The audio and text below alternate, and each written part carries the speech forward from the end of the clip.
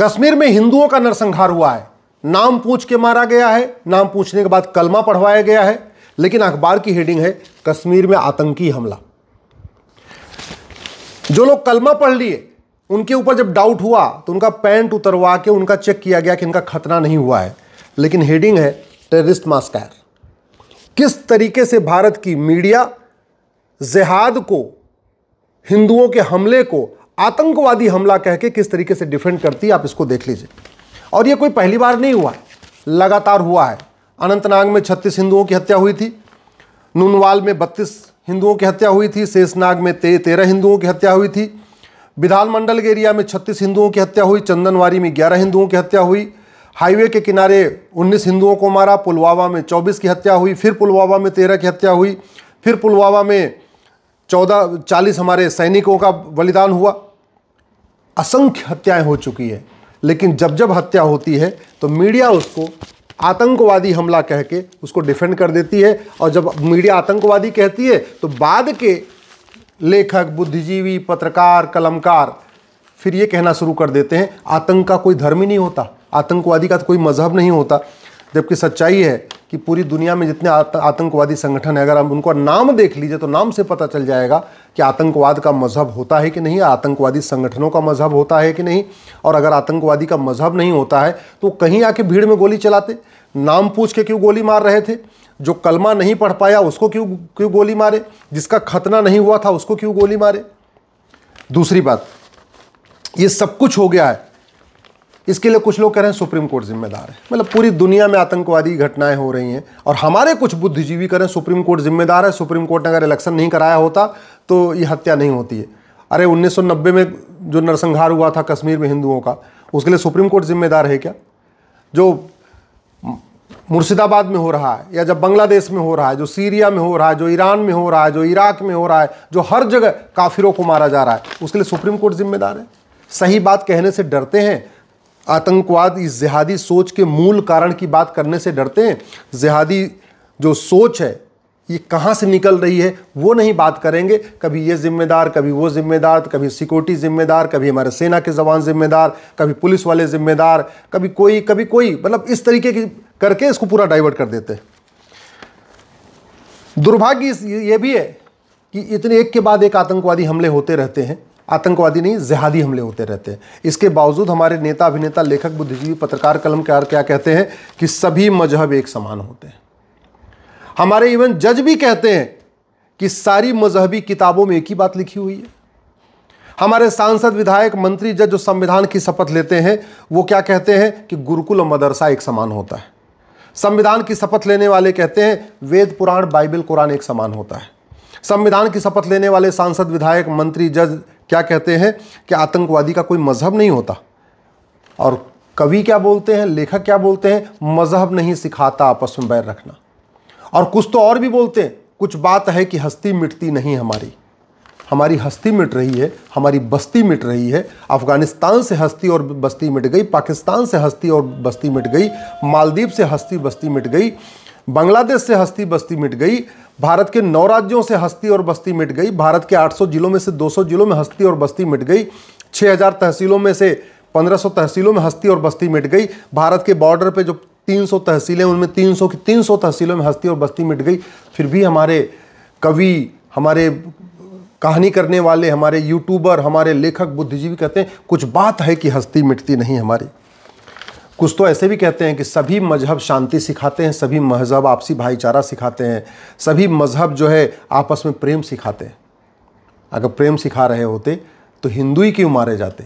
ये इस पे कभी चर्चा नहीं होती। एक बात और ये भी है, हमारे वेद, हमारे पुराण, हमारे उपनिषद, हमारे गीता, हमारे रामायण में लिखा हुआ है व्यक्ति का स्वभाव, व्यक्ति का व्यवहार इस बात पर निर्भर करता है कि बचपन में वो बच्चा आंखों से क्या देखता है, नाक से क्या सूंघता है, मुंह से क्या खाता है और कान से क्या सुनता है।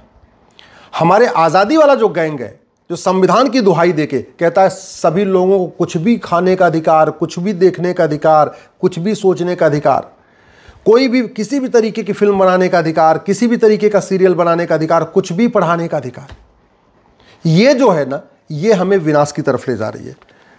इंद्रिय नियंत्रण की बात नहीं हमारे स्कूलों में, अष्टांग योग हमारा सिखाया नहीं जाता, कुटुंब प्रबोधन है नहीं, वसुधैव कुटुंबकम है नहीं, सिखिज्म, जैनिज्म, बुद्धिज्म और हमारे वेद पुराण गीता उपनिषद में क्या लिखा है वो पढ़ाया नहीं जा रहा है। और हो क्या रहा है, मजहब के आधार पर विभाजन हुआ था, फिर भी मजहब के आधार पर नियम कानून चल रहा है। मजहब के आधार पर विभाजन हुआ 1947 में, फिर भी मजहब के आधार पर वक्फ बोर्ड, वक्फ ट्रिब्यूनल चल रहा है। मजहब के आधार पर विभाजन हुआ था, इसके बावजूद मजहब के आधार पर minority commission, minority fair ministry चल रही है। मजहब के आधार पर विभाजन हुआ था, इसके बाद भी मजहब के आधार पर स्कूल, कॉलेज, कोचिंग खुल रहे हैं। मजहब के आधार पर लोन, वजीफा दिया जा रहा है। मजहब के आधार पर आरक्षण दिया जा रहा है। मुगलों ने 1000 मदरसा खोला था अपने 500 साल के गुलामी के शासन में, और यहाँ संविधान लागू होने के बाद 3 लाख मदरसे खुल गए। अंग्रेजों ने 200 साल के शासन में 1000 मिशनरी स्कूल खोला था, पिछले 75 साल में 3 लाख मिशनरी स्कूल खुल गए। तो ये जो कुछ हो रहा है इसके लिए कोई और जिम्मेदार नहीं, संविधान की शपथ लेने वाले जिम्मेदार हैं, जिनको लगता है कि सभी धर्म एक समान होते हैं, सभी पंथ एक समान होते हैं, सभी किताबें एक समान होती हैं, सभी मजहब एक समान होते हैं, सबकी सोच एक समान होती है। बड़ी सीधी सी बात है भैया, अगर बचपन में ही बच्चा हिंसा देखेगा, जानवरों की हत्या देखेगा और उससे हत्या करवाई भी जाएगी, उसके अंदर प्रेम नहीं आएगा, उसके अंदर भावना नहीं आएगी, उसके प्रति दूसरों के प्रति अहिंसा का भाव नहीं आएगा, वो तो बचपन में हिंसक हो जाएगा। और इस पूरी सोच का सबसे बड़ा कारण है जो दिन में 5 बार वो सुनता है। क्या सुनता है?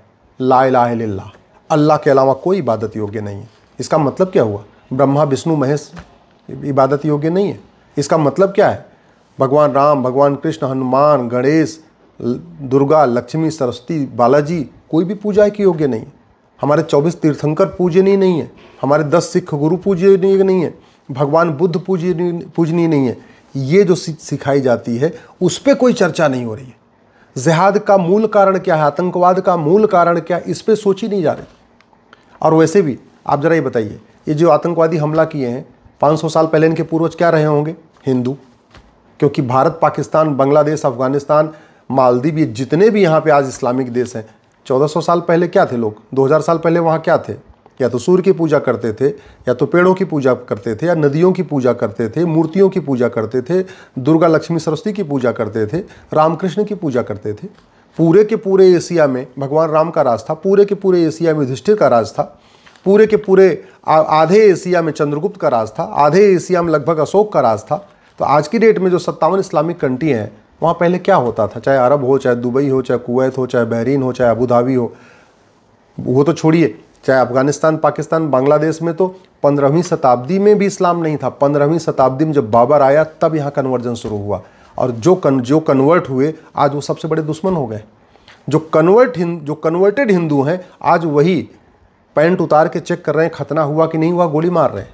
जो कन्वर्टेड हिंदू हैं आज वही जिहाद कर रहे हैं। हिंदुओं की सबसे ज़्यादा हत्या कौन कर रहा है? कन्वर्टेड हिंदू कर रहे हैं। हिंदू की आज की डेट में जो हत्या हो रही है वो अरब, दुबई, कुवैत, बहरीन से कोई नहीं आ रहा हत्या करने, कन्वर्टेड हिंदू मार रहे हैं। सच्चाई तो ये है कि अरब, दुबई, कुवैत, बहरीन में जो हैं हिंदू वो यहाँ से ज़्यादा सुरक्षित है। तो हम समाधान की बात नहीं कर रहे हैं। हम आज तक इतने साल हो गया मज़हब के आधार पर विभाजन हुआ था, कायदे से न मज़हब, सरदार पटेल ने कहा था अब मज़हब के आधार पर कुछ नहीं चलेगा। हमने मज़हब के आधार पर बोर्ड बना दिया, मज़हब के आधार पर ट्रिब्यूनल बना दिया, मज़हब के आधार पर आयोग बना दिया, मज़हब के आधार पर मंत्रालय बना दिया। और मज़हब के आधार पर बना भी दिया तो माइनॉरिटी को उन्हें डिफाइन ही नहीं किया। अरे 1 लाख वाला माइनॉरिटी होगा टोटल, या जिसकी पूरे देश में आबादी 10 लाख है वो माइनॉरिटी होगा, या पूरे देश में जिसकी आबादी 50 लाख है वो माइनॉरिटी होगा, या पूरे देश में जिसकी आबादी 1 करोड़ है वो माइनॉरिटी होगा। माइनॉरिटी कौन होगा कहीं नहीं लिखा। और minority commission, minority fair ministry, करोड़ों का केंद्र का बजट, करोड़ों का राज्य का बजट, माइनॉरिटी के नाम पे वजीफा, माइनॉरिटी के नाम पे लोन, माइनॉरिटी के नाम पे कोचिंग, माइनॉरिटी के नाम पे सब दुनिया भर की चीज़ें। माइनॉरिटी कौन है कहीं पता ही नहीं है। भारत को बचाना चाहते हैं, सबसे पहले इस माइनॉरिटी मेजॉरिटी के खेल को बंद करिए। भारत को बचाना चाहते तो हेट स्पीच को डिफाइन करिए, भारत में हेट स्पीच को डिफाइन करिए, और जितनी भी मजहबी किताबें हैं एक बाकायदा कमीशन बना के सभी किताबों की समीक्षा करिए। जिन जिन मजहबी किताबों में नफ़रत सिखाई जा रही है उन किताबों के कम से कम उतने पार्ट को बैन करिए। चीन ने किया है, चीन ने हेट स्पीच को डिफाइन किया और जितनी मजहबी किताबें थी सबकी समीक्षा करवाया, और जहाँ जहाँ गड़बड़ी थी, जिन जिन पन्नों पे गड़बड़ी थी वो पन्ने निकलवा दिए। भारत में क्यों नहीं हो सकता? किसने रोका हुआ है? अगर आपको लगता है लोकतंत्र दिक्कत कर रहा है तो फिर 1 साल 2 साल के लिए आपातकाल लगा दीजिए। 75 में आपातकाल लगा था ना, लगाइए आपातकाल, 1 साल के लिए लगाइए, 2 साल के लिए लगाइए। एक बार जुताई, गुड़ाई, निराई, खरपतवार की सफाई करिए। अगर आपको लगता है लोकतंत्र के रहते हुए जुताई, गुड़ाई, निराई, खरपतवार की सफाई नहीं हो सकती, लगाइए इमरजेंसी लगा के सफाई करिए। लेकिन भारत को बचाना तो पड़ेगा ना। तिल तिल के खत्म होने से थोड़ा थोड़ा रोज खत्म हो, घुट घुट के खत्म हो, लब जिहाद के जरिए खत्म हो, लैंड जिहाद के जरिए खत्म हो, घुसपैठियों के कारण हमारी डेमोग्राफी बदले, धर्मांतरण के कारण हिंदू खत्म हो, जनसंख्या विस्फोट के कारण डेमोग्राफी बदले। इससे अच्छा एक बार आपातकाल लगा के 1-2 साल के अंदर सबकी सफाई करके और सारे नियम कानून ठीक कर दीजिए, वो ज़्यादा अच्छा है। ये राइट टू, अगर भारत को बचाना है तो राइट टू एजुकेशन को बदल के राइट टू इक्वल एजुकेशन करिए, समान शिक्षा लागू करिए। भारत को बचाना है, गुलामी के जितने हमारे मठ मंदिर तोड़े गए थे, सीधे एक कानून बनाइए, प्लेस ऑफ वर्शिप एक्ट की जगह सीधे एक कानून बनाइए, सबको वापस ले लीजिए। अगर भारत को बचाना चाहते हैं तो एंशिएंट मोनूमेंट एक्ट जो बना है इसको बदलिए, सारे गुलामी के नाम एक साथ मिटा दीजिए। अगर भारत को बचाना चाहते हैं तो हिंदुओं को कम से कम त्रिशूल, तलवार, भाला, गड़ासा, जो हमारे देवी देवताओं के शस्त्र हैं, उनको रखने की इजाज़त दीजिए। यह आर्म्स एक्ट ने हिंदुओं को निहत्था बना रखा है।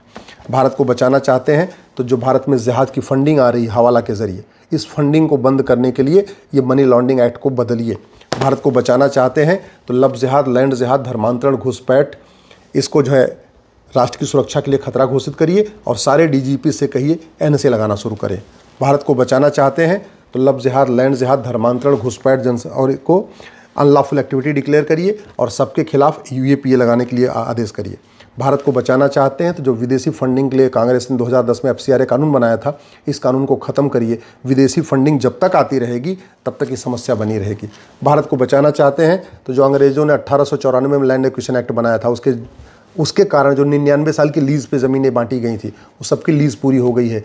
जो इस कानून के अंतर्गत लीज़ पे ज़मीनें दी गई थी और जिनकी लीज़ पूरी हो गई, सबको वापस लीजिए। जो ज़मीनें पड़ी हुई ना, उसके दम पे वो कमा रहे हैं, लूट रहे हैं और जो पैसा आ रहा है उससे वो आतंकवाद को, जिहाद को फैला रहे हैं। भारत को बचाना चाहते हैं तो ये जो चुनाव रिप्रेजेंटेशन ऑफ पीपल एक्ट 1950-51, इसको बदलिए, एक नई भारतीय चुनाव संहिता लागू करिए और जो भारत की संस्कृति और भारत गद्दारों की, जासूसों की मदद करे, उसके चुनाव लड़ने, पार्टी बनाने, पार्टी पदाधिकारी बनने पर आजीवन प्रतिबंध लगाइए। भारत को बचाना चाहते हैं, ये भारतीय साक्ष्य संहिता में संशोधन करिए, नार्को पॉलीग्राफ ब्रेन मैपिंग कानून बनाइए। भारत को बचाना चाहते हैं तो भारतीय न्याय संहिता में एक नया कानून, एक नया चैप्टर जोड़िए, ऑफेंस रिलेटेड टू टेररिज्म, और ये सुनिश्चित करिए कि चाहे वो डिस्ट्रिक्ट कोर्ट हो, चाहे हाई कोर्ट हो, चाहे सुप्रीम कोर्ट हो, आतंकवादियों का मुकदमा 1 साल के अंदर खत्म होगा। और ये हो सकता है, करना केवल इतना पड़ेगा, झूठी गवाही को गंभीर अपराध घोषित करना पड़ेगा, नार्को पॉलीग्राफ ब्रेन मैपिंग कानून बनाना पड़ेगा। आतंकवादियों को पकड़िए, उसको narco polygraph brain mapping test करिए और उसी टेस्ट के आधार पर जो रिपोर्ट आए सीधे फांसी उठा के दे दीजिए। और फांसी भी सार्वजनिक, छुपी छुपाई तरीके से नहीं, सीधे जनता को बुला के 10-20 हज़ार लोगों के बीच में फांसी दीजिए, 10-20 हज़ार लोगों के बीच में गोली मारिए, तब भारत सुरक्षित होगा। भारत को बचाना चाहते हैं तो 1861 का पुलिस एक्ट बदलिए, नया 1 नेशन 1 पुलिस कोड लागू करिए। भारत को बचाना चाहते हैं तो भारत में ड्रग जिहाद को बंद करिए। ये एनडीपीएस एक्ट कभी ड्रग स्मगलिंग को रोक नहीं पाएगा, और अगर ड्रग जिहाद नहीं रुका, ड्रग स्मगलिंग नहीं रुकी, तो सारा पैसा जो ड्रग का आ रहा है ये सीधे सीधे जिहाद के काम आएगा। ये सिटीजनशिप एक्ट सड़ गया है, आज तक किसी भी जिहादी की नागरिकता खत्म नहीं हुई, इस कानून को बदलना पड़ेगा। ये जो जिहादियों की फंडिंग होती है काले धन से होती है। काला धन क्यों जनरेट हो रहा है? क्योंकि हमारा ब्लैक मनी वाला कानून महाघटिया है। ये जो पूरा इनका बेनामी लेन देन चल रहा है वो क्यों चल रहा है? क्योंकि हमारा कानून घटिया है। तो अगर भारत को बचाना है, भारत की संस्कृति को बचाना है, घुसपैठ क्यों हो रही है? क्योंकि फॉरेन एक्ट हमारा सड़ा हुआ है, मार्ग घटिया है। घुसपैठियों उनके मददगारों के खिलाफ घुसपैठियों और उनके मददगारों की 100% संपत्ति जब्त करने, नागरिकता खत्म करने और आजीवन कारावास, फांसी देने के लिए कानून बनाइए। भारत की कुरीतियों और कुप्रथाओं को खत्म करने के लिए जितने भी मजहब के आधार पर कानून बने हैं सबको बदलिए, एक नया यूनिफॉर्म सिविल कोड लागू करिए। जब तक गुलामी के नाम नहीं हटेगा, गुलामी का निशान नहीं हटेगा, गुलामी की कुरीतियाँ खत्म नहीं होंगी, गुलामी की कुप्रथाएँ खत्म नहीं होंगी, गुलामी की पुलिस व्यवस्था नहीं बदलेगी, गुलामी की न्यायिक व्यवस्था नहीं बदलेगी, गुलामी की प्रशासनिक व्यवस्था नहीं बदलेगी, तब तक देश सुरक्षित नहीं होगा। मात्र 5 साल के अंदर भारत को सुरक्षित बनाया जा सकता है, लेकिन उसके लिए केवल और केवल नियम कानूनों को बदलना होगा। जब तक पुलिस व्यवस्था, प्रशासनिक व्यवस्था, शिक्षा व्यवस्था, चुनाव व्यवस्था, न्यायिक व्यवस्था नहीं बदलेगी, जब तक election reform, police reform, judicial reform, tax reform, administrative reform नहीं होगा, तब तक भारत सुरक्षित नहीं होगा। ऐसे ही धांत चलता रहेगा, जिहाद चलता रहेगा, मजहबी उन्माद चलता रहेगा, घुसपैठ चलती रहेगी, धर्मांतरण चलता रहेगा। हम लगातार घटते रहेंगे, हम लगातार कटते रहेंगे। समाधान कठोर कानून, शिक्षा में संस्कार होगा, कानून का खौफ होगा, तब भारत बचेगा। नहीं तो देखते देखते जैसे अफगानिस्तान से हिंदू खत्म हो गए, पाकिस्तान से हिंदू खत्म हो गए, मालदीव से हिंदू खत्म हो गए, बांग्लादेश से हिंदू खत्म हो गए, भारत के 9 राज्यों से हिंदू खत्म हो गए, 200 जिलों से हिंदू खत्म हो गए, 1500 तहसीलों से हिंदू खत्म हो गए, बाकी जगह से भी हिंदू खत्म हो जाएंगे।